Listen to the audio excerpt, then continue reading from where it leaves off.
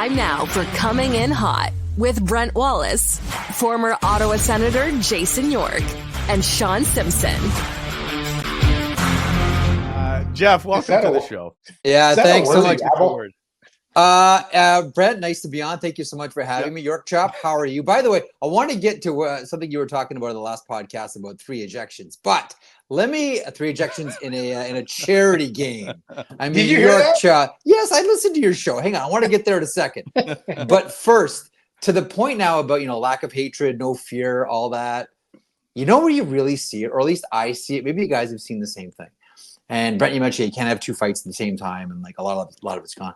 You know where you really see that lack of intimidation, or guys maybe just being uncomfortable with a physical confrontation? Watch scrums, because scrums still happen. When there's a fight, guys will still pair off, like they'll still grab someone else, but nobody looks at each other anymore.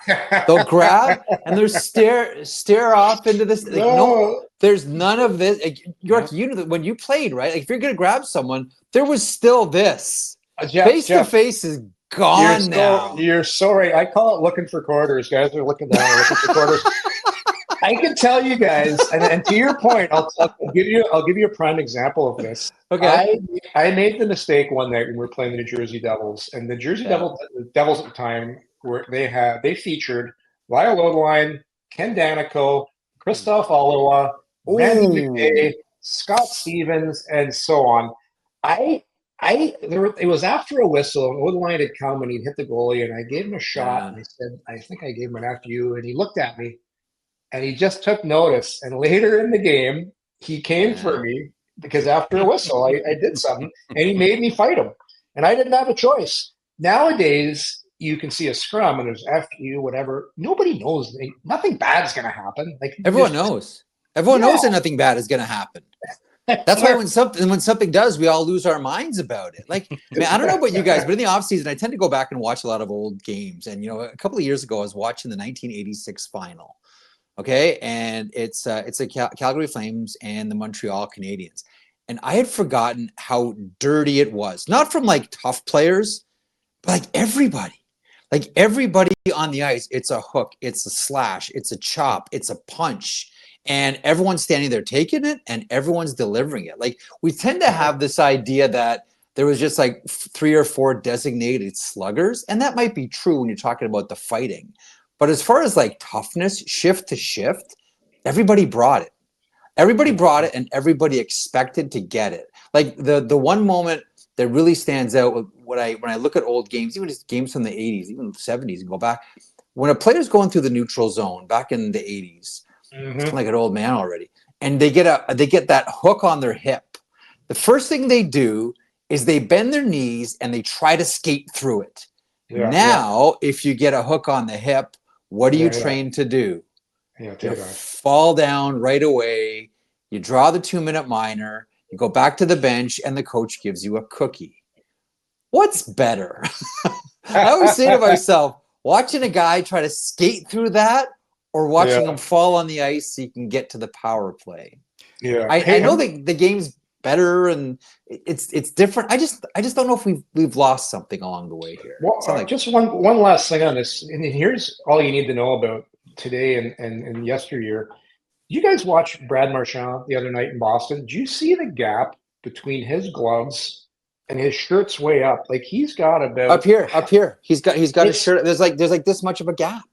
Like one more thing on the old school hockey, if you would have went into a game, your wrist would be broken in the first period, because actually guys used to wear elbow pads with an extended slash guard that went down into your glove to go into the long gloves, because that's how bad the slashing. Listen, the slashing was brutal. I'm not saying I want that back, but I really looked at that the other day and I'm like, holy cow, I would never play in a game like that.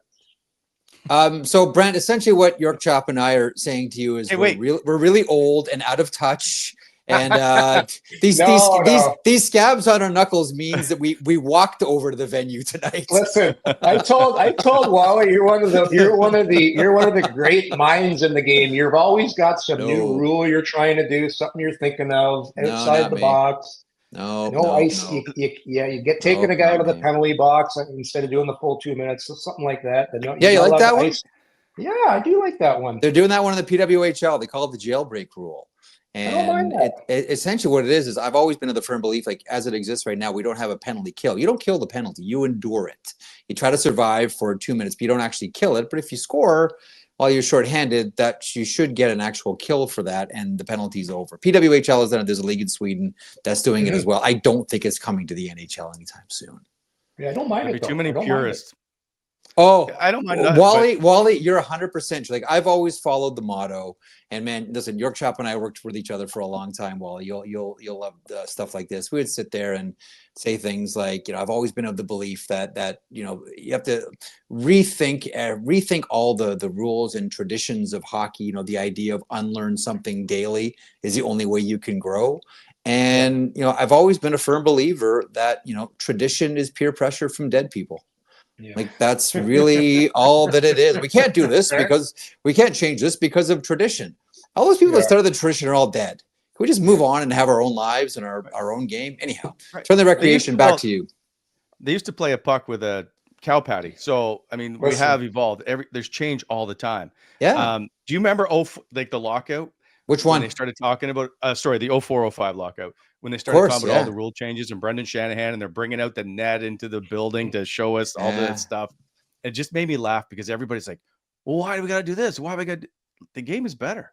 It's a better game today than it was before the lockout. To me, it is anyway. 100%. So it's a better. It's interesting too because in the 1920s, Art Ross held the first what we now call like Shanahan Summit.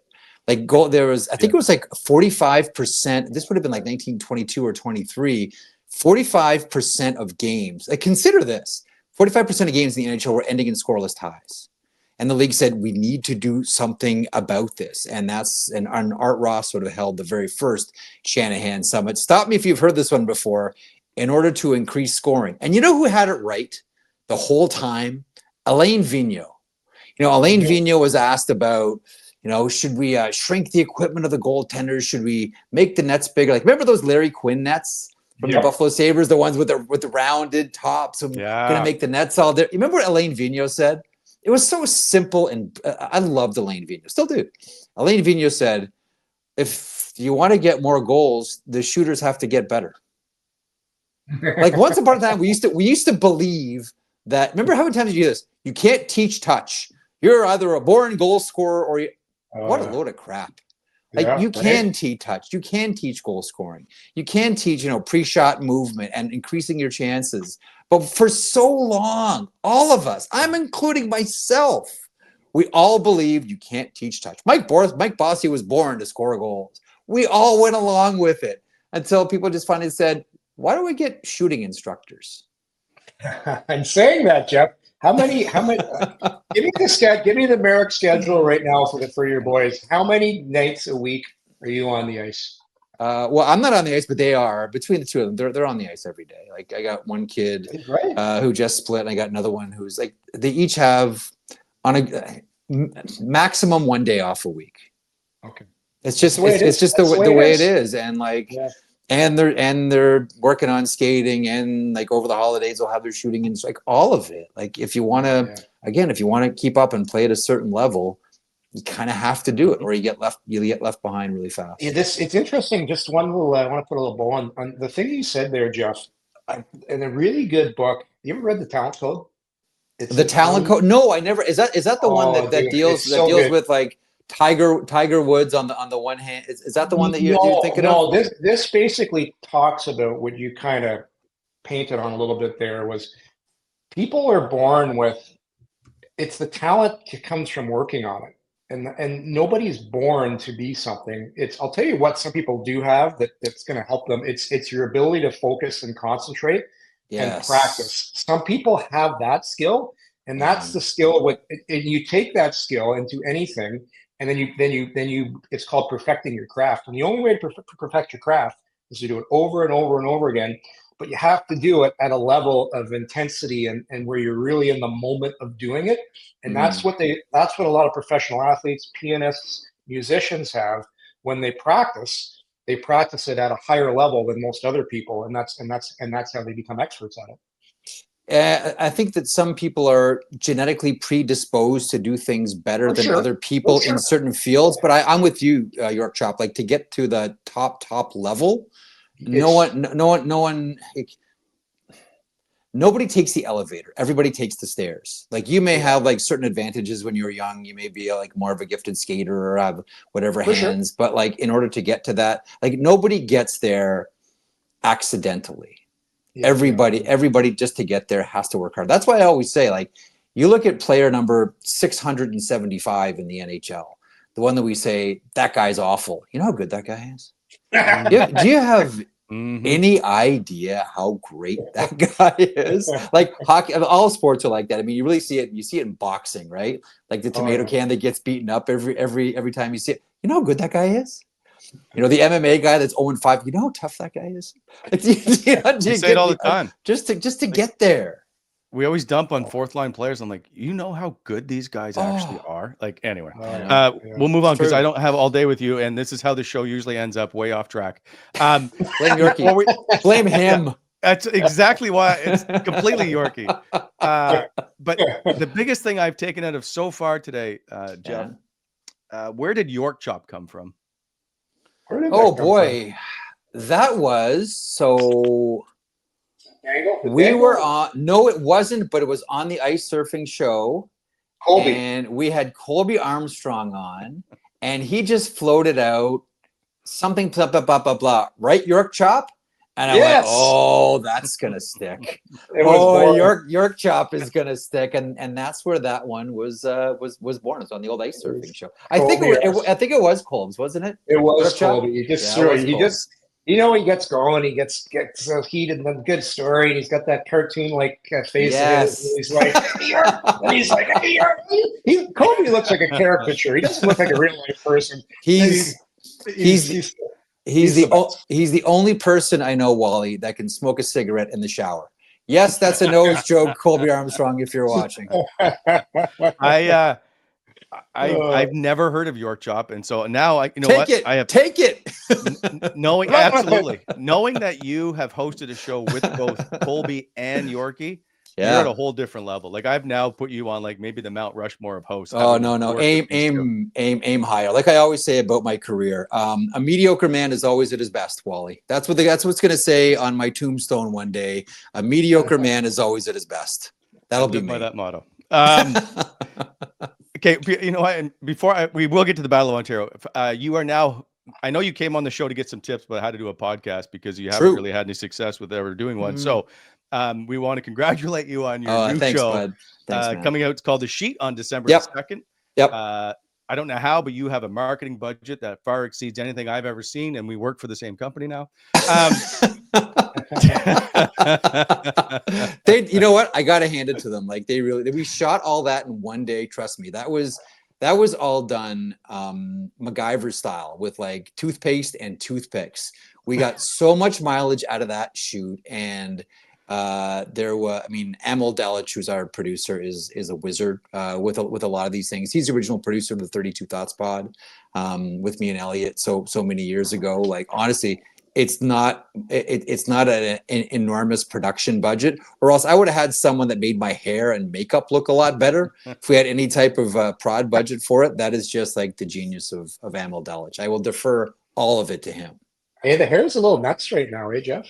It's like, it's like I feel like the Kraft peanut butter bear. It just kind of poof.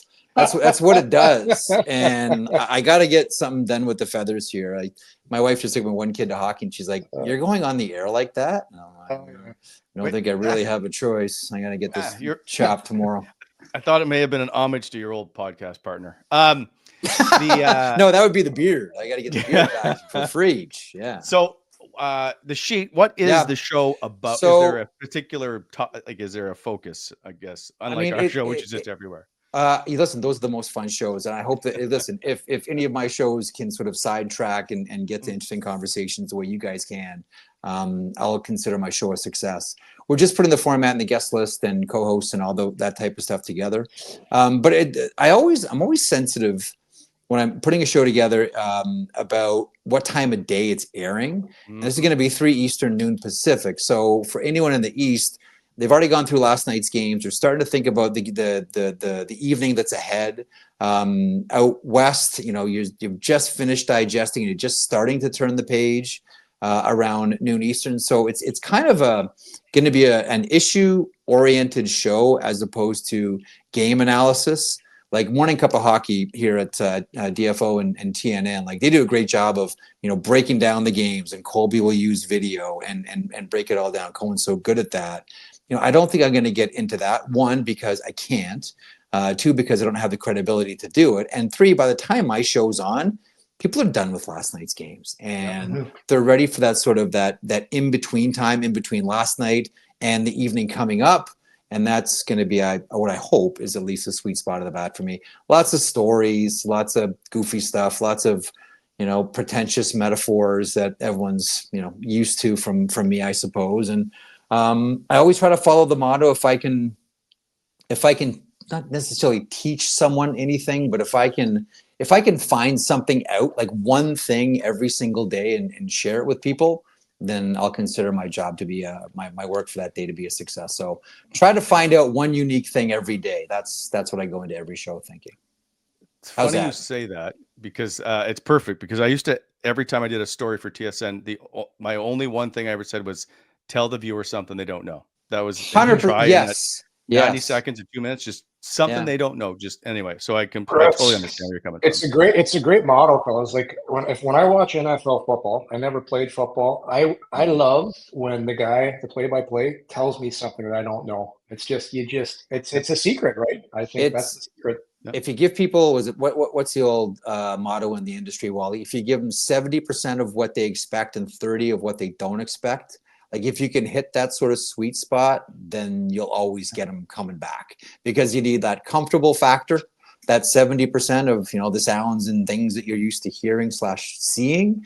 And then there's that 30% York chop that you're talking about. Like, ooh, it's almost like you're helping someone love something that they already loved in a way they didn't think was possible before.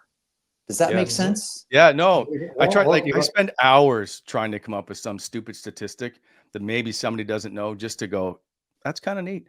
Yeah. But you talk about it for a minute and you move on. And you're like, I just spent 8 hours trying to find something to do with this. But anyway, and then you go back and you think about what Marshall McLuhan said, and that is the famous, U of T sociologist, the medium is the message. He would always say, if you say something on the radio, or in today's parlance, podcast, if you say something on the radio, people will discuss what you said. But if you say the exact same thing on television, they'll discuss the color of your tie. Yes.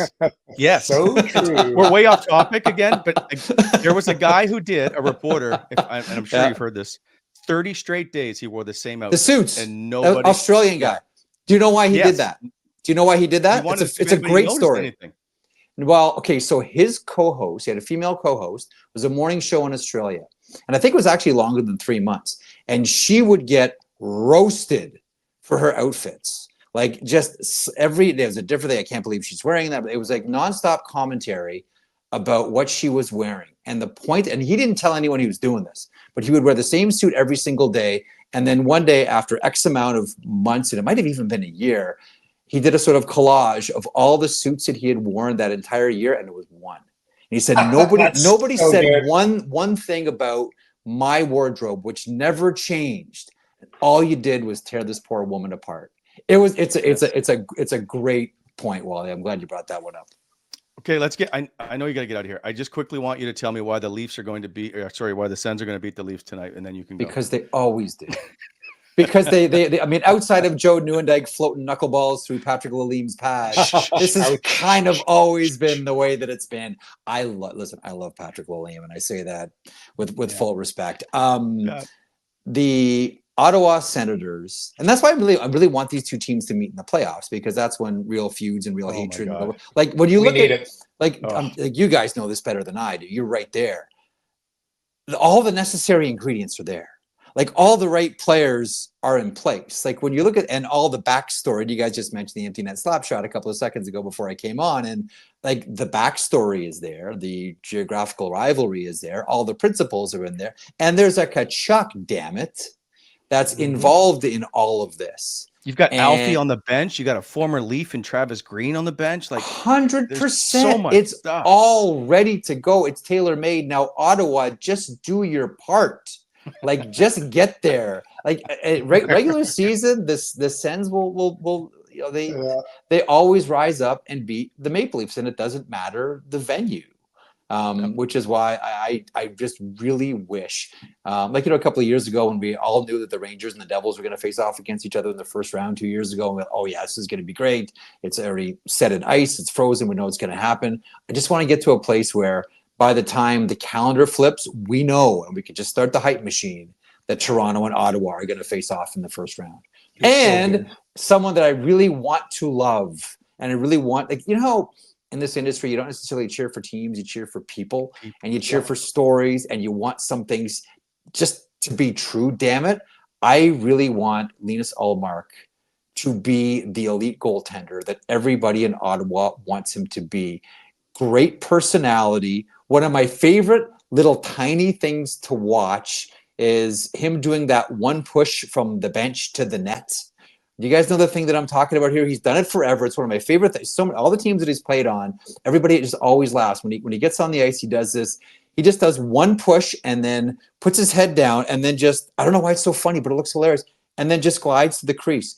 Honestly, it is, and I'm just so immature, it is one of the funniest things you will see. He's almost like, when you hear him talk, he's like, someone described him to me as like a mini Brizgalov. Like, there's a philosopher in there, and there's someone who's trying to get across like a deep philosophical message, and you just love him for it. I just want Linus Ullmark to be an absolute, his skill is top 5 in the league. Like, there's no denying that. He's always had a hospital bracelet issue. We all know about that. Stay healthy, please. But I just want that guy to be as good as we all think and some know that he can be. That would be delightful. It'd be great. The other issue is Tim Stützle will play his 300th game tonight. He's 22 years old. He doesn't turn 23 until January 15th, January 18th, whatever it is. Why isn't there a better perception of Tim Stützle for all he's done? Like, I looked up his numbers today. I think he'd be top 7 of players under 23 in their first 300 games in scoring. Like, he's 266 points going into tonight's game. Yep. I agree. Well, pick another, but again, like I'll come back, unfortunately. I'll come back to the market here. Like, put it this way. Yeah. Anyone who is a hockey fan, like a real hockey fan, knows how good Tim Stützle is. This guy's elite and is going to be a star for the longest time in the NHL, and he's still getting better. I just think, honestly, like a guy like Tim Stützle needs a bigger stage. Don't you? I mean, I mean, look how everybody knows the story of Alexis Lafreniere now. And that's just New York. Yes. So you know what? It goes back to they need the playoffs. They need a playoff, because you don't, right? All reputations are made in the playoffs. Playoffs, and you need to slay. Like, honestly, if, let's make the obvious one. If Ottawa and Toronto face off and Tim Stützle has 12 points in 5 games and the Ottawa Senators win 4-1, then you're going a long way to making a star. You're right. Stars are made in the playoffs. Stars are made on big stages. That's why Yorkie didn't pan out. I want you know what I want? I want to hear more stories about Bill LaForge. Listen, because you started off the last podcast by talking about 3 ejections on your team in a charity game, and all I could think about was, man, York Chop's got some stories buried deep from his days in the OHL, and he had one of the most notorious coaches in Bill LaForge, and I would like to hear them splash out like a glass of Chablis. I've had some people come up to me, and a book deal might be in the makings here. How many chapters on LaForge? The whole book. Like, it would be my story. But there would be a large amount of this story being spent in that first year of junior hockey. Like, it's nuts. Like, boy, we could probably do a Netflix series on that first year of junior I played in, and go through about 10 episodes of pure terror and torture. And I was thinking about it, just things will just pop into my head out of the blue. Like yesterday, I'm out blowing leaves. All of a sudden, I'm like, man, remember that time when I got initiated at Hamilton and this guy was doing that happened, and I had to go see LaForge and he laughed at me. And just like there's so many I'll tell you one thing. I told the guys this one story to the guys I played with in Halifax. So he was big, and anybody that played for Bill knew this. He liked to put a number 50 in the dressing room. So every game, your team had to get 50 hits. Yeah. But on the way out to the ice, after you sang the cult song Billy's Boys, you had to sing the song Billy's Boys. We're tough son of bitches. We'd rather fight and all this stuff. Then you'd have to go out, angry face, pound the 50. And if that game, if you lost and we didn't get our 50 hits, there was going to be hell to pay at the next practice. And it was the... Did you do goal line to goal line and hits at center ice? No, not at center ice. That's Jeff. what he did at Niagara. We did it the other way. We went blue line. You're at your blue line facing in the end zone. He'd take the net and he'd push it back so there was just a tight space. And then on the whistle, two guys would go around, meet behind the net for a full-on collision. And if you didn't hit the guy hard enough, you had to do it again. And that was the punishment if we didn't get our 50 hits and we lost. It was crazy. And other things like... Do you know the body bag story? Yeah, I do. Yeah, you could go ahead. Kitchener and Guelph. Yeah. Locked in a heated... I'm sorry, Wally. We're totally detouring the show. No, I'm loving it. I'm just sitting here listening. So Bill LaForge is the coach of the Guelph Storm. I think he was only coach for 1 year. And I think Kitchener goes up 2 Cobb in their building, and they're coming back to Guelph, and LaForge is like, that's it. We're gonna let you guys have it.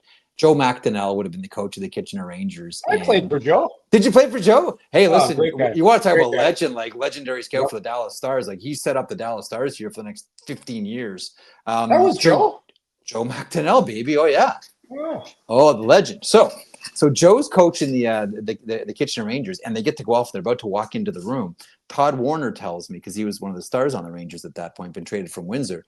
Joe starts saying, don't go in the room, don't go in the room, don't go in the room.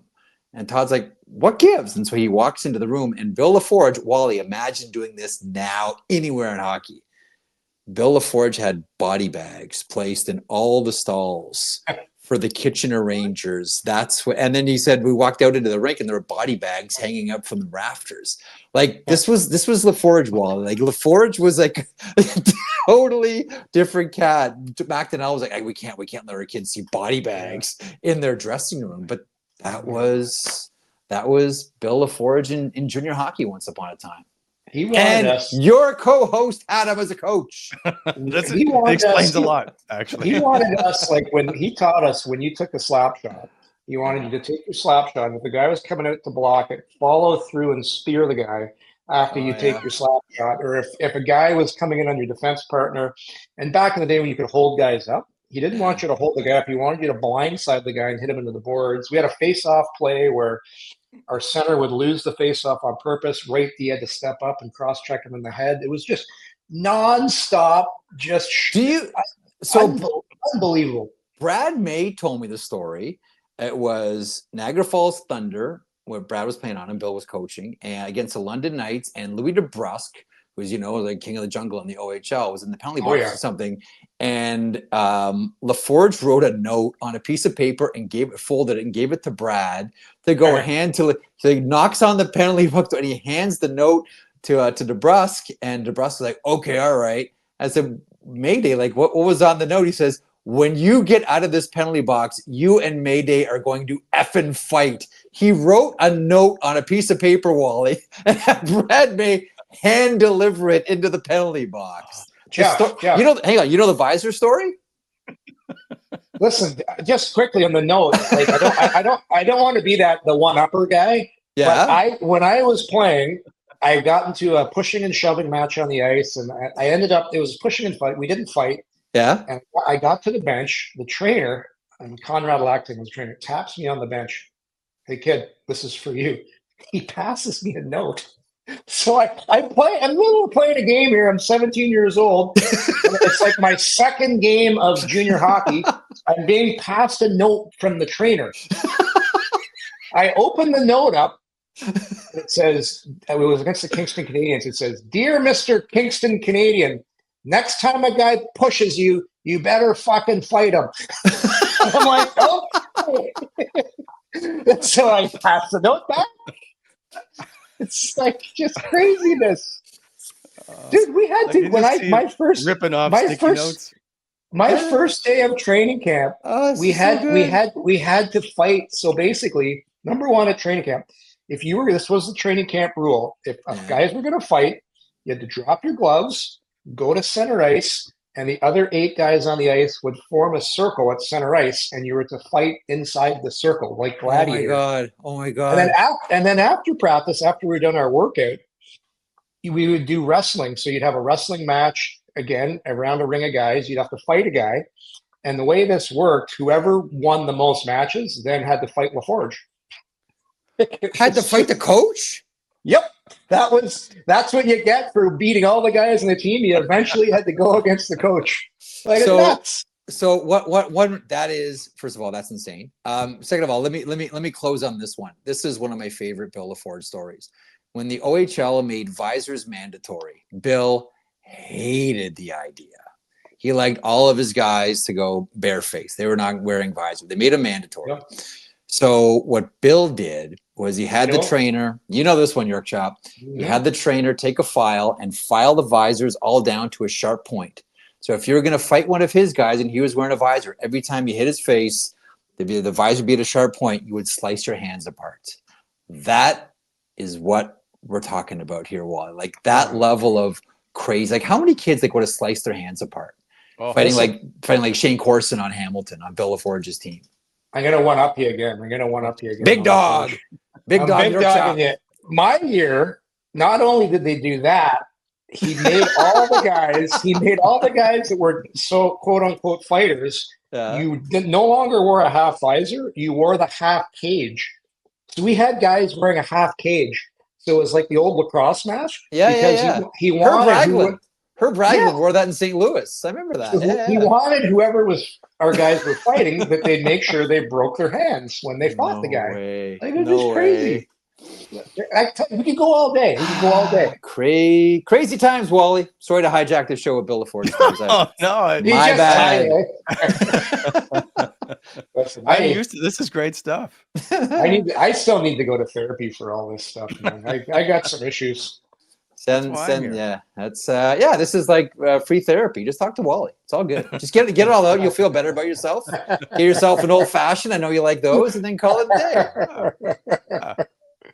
I know you got to go, Jeff, but I hope that you will again join us anytime. I loved it. So I promise, Wally, I will not hijack the show with Psycho Coach Jr. Although when Shawn comes back, I will bug him for some Burt Templeton stories. Sorry, in the same spirit.